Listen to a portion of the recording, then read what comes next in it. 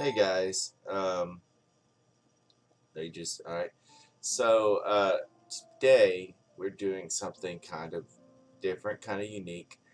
This is a video explaining how to make an RPG. This is one of many different videos we're going to be doing. We're going to be explaining how to use this program right here, RPG Maker 2003. Now you can get this program on Steam for pretty cheap. Um, it's like so many dollars. And of course, using this program, you can do just about anything you want to do to make yourself your own, RPG game.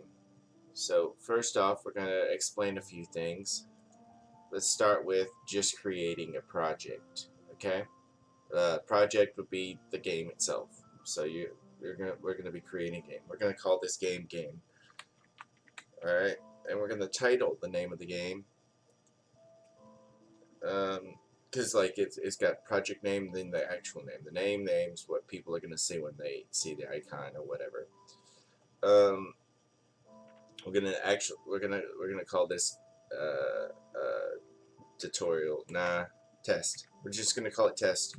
All right. So first off, when you're making a game, you name the game, you name the file or whatever, and then you choose where it's gonna go. So it's very important that you choose this first because all your projects are going to be in the spot, and you got to know where your projects are. Otherwise, you'll try to load it up, and it's going to be like no game or no file or whatever. It's not going to let you create a game if you don't have a place it's going. So I always put mine on desktop or whatever. You can basically you can choose where you want it to go. It's not that hard. You can just program in files. You can go into documents. What I do is I put mine on the desktop right there. It's really simple, but if you want to put yours in documents, that's fine. You would just click documents, but in this case I'm going to choose desktop because that's where all my games go. Desktop, Astro RPG, right there, and then you click OK. And once you click the spot it's going and then push OK, then it's there. Once you name it, then click OK. Now you got yourself a project. Okay, and as you can see, I automatically puts a map on there. Let me just zoom out so you can see it. Boom, it's just a bunch of water. Yeah, so you got yourself a project. Let me go ahead and explain some buttons for you. First off, you got this button. That's the project button.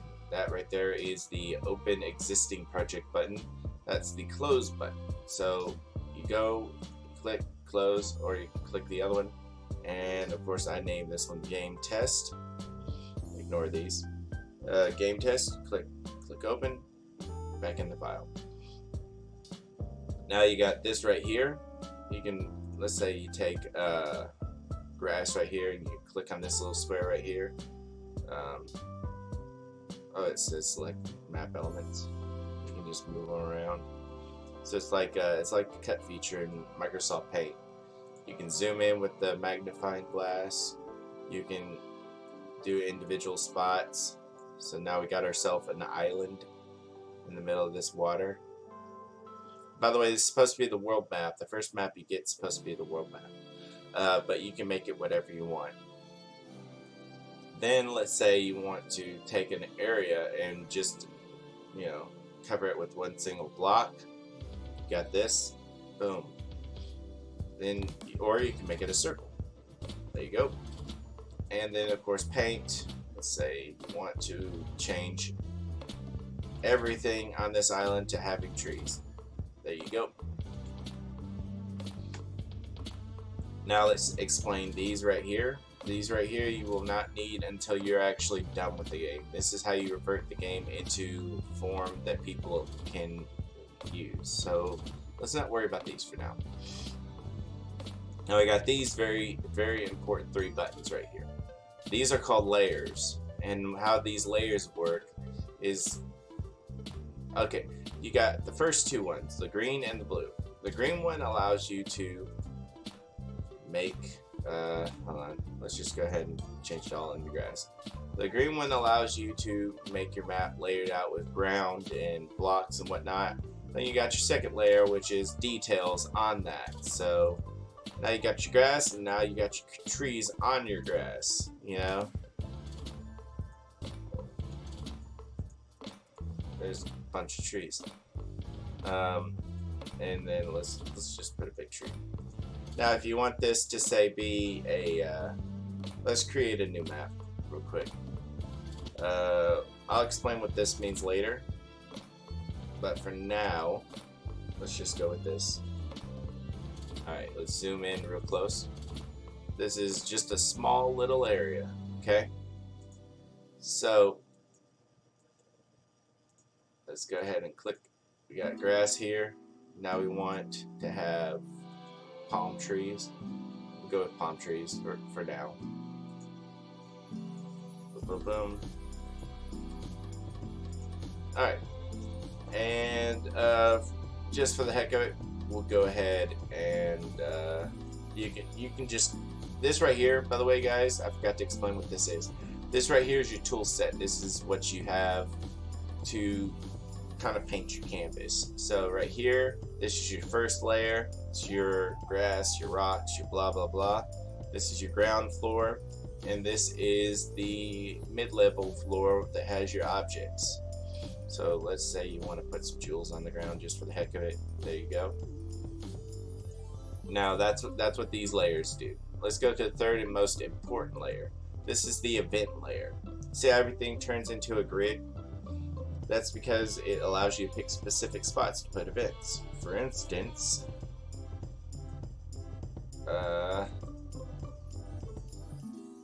let's go, nah, not a kid. Guy with mustache, we'll go with that, and we'll have him face this direction. So now I just placed an event down with this one right here. I clicked right here, now I got an event, and it looks like a person. These right here allow you to zoom out and zoom in. This right here is your files. This is basically, I'm going to explain what this does in just a minute, but basically you can create characters, monsters, music, battle animations, just about everything right here.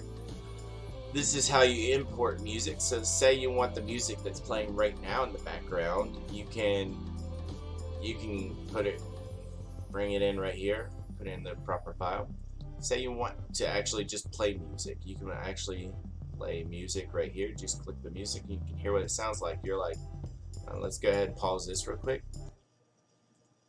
Let's say you're like, man, I need a good music for this area. How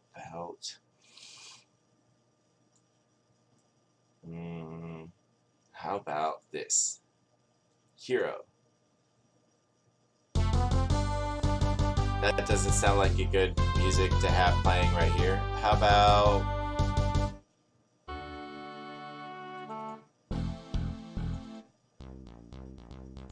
that's kind of cool actually.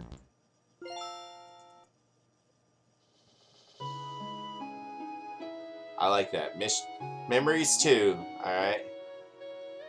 So, you know, you're like looking for music, you can click and listen to it. Let's go ahead and add that real quick. We'll go to map properties real quick and add that music. Boom. Memories 2. Alright. Let's go ahead and click stop. There we go. So now you've chosen your music and whatnot. That's, you know, that's very useful for you to figure out music. This right here allows you to check out events and whatnot. This allows you to test play the game. Of course, it's not going to let you test play a game unless you have a map. You have a map and your character placed down. I'll explain that in a second. Now, these two options right here allow you to basically, you can see it as in windowed form or full screen. And this right here allows you to see the title of the game or not, which is just test game, so, you know, probably not. And this is just help. It's not going to help you any. Trust me when I say this button is of no value at all. You can click it. It brings up this, and it says nothing. involving the game. So never click this unless you just want to. Now let's go ahead and explain your right click. Right click allows you to basically do whatever on the layer, so you can, create a new event, place a teleport event, which I just do them manually. Yeah, I mean, this one is actually quite useful, but I do them manually. And then you can place a vehicle or starting position. So let's go ahead and place a vehicle. You don't have to place a vehicle, but let's just say you want to. Boom, there's an airship, and it keeps track of where your vehicles are. You can have up to all 3 of the vehicles in your game, and it keeps track of where they are at all times. There's your airship, and there's your player starting position. Boom, right there. But yeah, so once you have once you have the player set down, you don't have to have the vehicle, but once you have the player set down and you have a map that he can move around, you can now click on this icon, ask you want to save. Of course you want to save. And now you've begun the actual test play of test. Alright, move, as you can see, our map.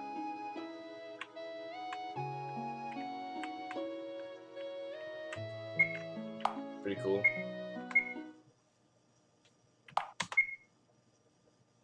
Alright, so we got that down. Now I'm going to explain this stuff right here as quickly as I can, and then we're going to call it a video, and we're going to make the rest of the videos on how to do certain things, okay? Right now we have this. This is where your characters are. Hero is basically where your heroes are, your characters that are going to be in your party. Classes, let's say you want to preset a class for a hero. Just click here, class. Here's his preset classes. The classes have the particular skills and stats of whatever that class is.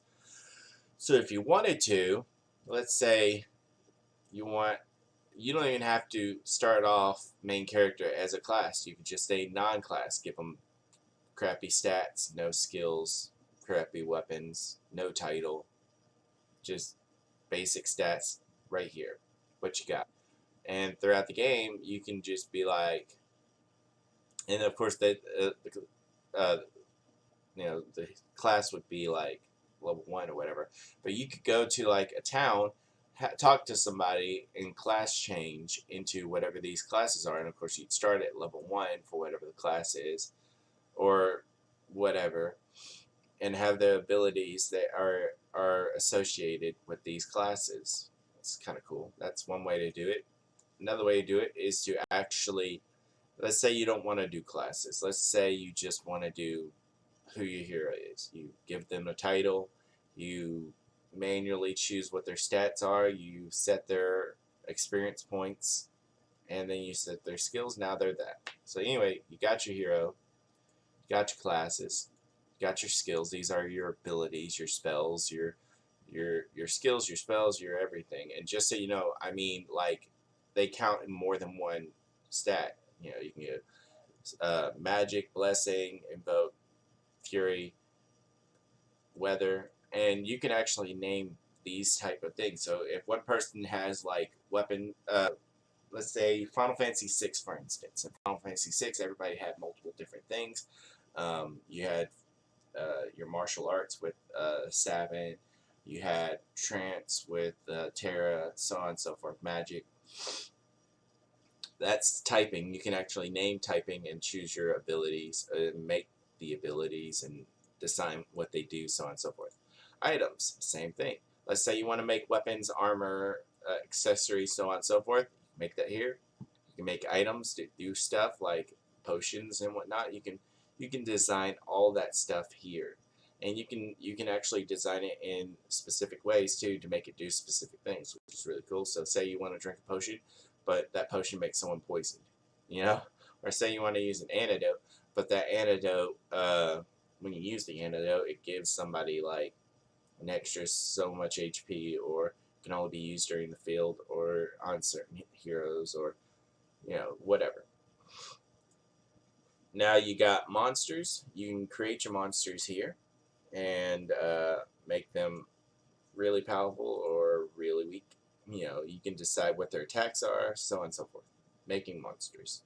Let's go with monster groups. Now this is what you're actually going to be running into. You take those monsters and you turn them into groups. Like for instance, this one right here is 3 of this monster, 2 of this monster, so on and so forth. You're just making monster groups. Hold on, what's that? Okay. And you can make a single monster by itself, by the way. Just because it's called monster group doesn't mean it has to be more than one monster. You can also script the battle to have text in certain attacks, certain events, certain things happen during battle. Oops, sorry. You can do all kinds of stuff with a monster group. Attributes. Now this is kind of important. You can create attributes for elements and whatnot, weapons, and then you can give them damage amplifiers and whether it's a magical weapon. And then when you go to choose monster, create monster or hero, you can decide what they're weak or resistant against. So attributes are kind of very important. Conditions, that's like stats anomalies. You can make your stats anomalies, death, poison, so on and so forth. Death is character's HP drops to 0, they're going to have the death condition. So if you take that out, then the character just continues walking after that. You can make zombie characters. It's kind of weird, but you know you can decide what people do after they die. All right, so you got animation. Animations basically whenever you do an attack, this is what plays. You know, animations. See as you see. Alright, then you got animation 2. This is what the character does before the animation pops up on screen. This is what they look like. You know, they might not have a sword. They might be using a spear, axe, a fist. These are their poses, whatnot. You can actually alter these by going directly into the sprite and altering the sprite of the animation. But you want to be careful when you're altering sprites because it might not be usable. Battle layout. You can decide like where a monster is set. Hold on, let's see. Oh, sorry. You can decide where a character is set with battle layout. With monster group, you decide where the monster is set. Anyway, battle layout. You can decide where your characters are. So let's say he's there, there, there. So whenever they're in the party, you decide exactly where you want them to be. And you can decide what the what their things are, what their options are. Fight, skill, blessing. Let's say I want this character to have magic. Now he has magic instead of blessing, so on and so forth. You can decide whether they're considered where they start, front, back row. You can decide whether a random encounter causes death. You can decide all kinds of stuff with battle layout. Terrain. There are multiple different areas you can fight in. Swamps, this, so on and so forth. And you can decide what those terrains entail. Let's say you want someone to get poisoned every single time they fight in a forest. Or let's say you want someone not to be able to pass through a forest with an airship. Or every time they enter a forest they take so much damage. This is affected on the world map too, so I'll explain that in full detail later. Common events. These are just trust me when I say these are like normal events, but they're kind of special. You call them kind of thing. Let's go to system 2. This is when you go into your options screen. What your options screen looks like. Say I wanted that or that or that. It's up to the game designer. This right here, this could be background. These are all your options. When you go into the option menu, you can choose. Let's say you want someone never to ever be able to save at all. You would get rid of the save button right there, or the ATB. Let's say you wanted to take that off. There you go. Anyway, that's that. Let's go to system. Let's say you wanted your airship to look like a tank. Well, there you go. You can click and alter what your title screen looks like. You can actually import what your title screen looks like too, just so you know. So it doesn't have to look like this. Your game over does not have to look like this. But these are what these screens look like. You can decide who your main character is, who your second party member. This is the start of the game. So normally When it comes to the start of the game, I always just choose no party members other than the first party member, which is whoever. And then you can choose the music you hear for each individual type of area or sound that you hear for each type of action. Your transitions in and out of battle, screen transition, battle trends, you know, you can choose all kinds of stuff. Let's go ahead. System graphics, same thing here. Let's go ahead and cancel that. And strings. Strings are what happens when you talk to certain people, like opening up shop menus and level up and all that. These are just certain things I'll explain in more detail later, but basically they're what you see on screen all the time. And then of course tile sets are basically these right here, these little keys when you're making maps. That's what tile sets are: upper layer, lower layer. And they actually entail certain details. Like for instance, that's a tree. That tree equals forest, terrain, which we talked about a second ago, and that entails all that comes with the forest. Basically, if you get into a battle in a forest terrain pops up, so on and so forth. Anyway, guys, that's that. And is there anything else I want to explain? Click project right there. You can click most of this stuff from these right here. Anyway, guys, I hope y'all enjoyed this video. We'll go into more detail about how to play the game and certain how-to tips, tricks, stuff of that sort. Anyway, guys, I hope y'all enjoyed this video. If you haven't subscribed to Nerd Steel channel, please subscribe to Nerd Steel channel, like this video, and give us comments. Alright, guys, you have a good evening and peace.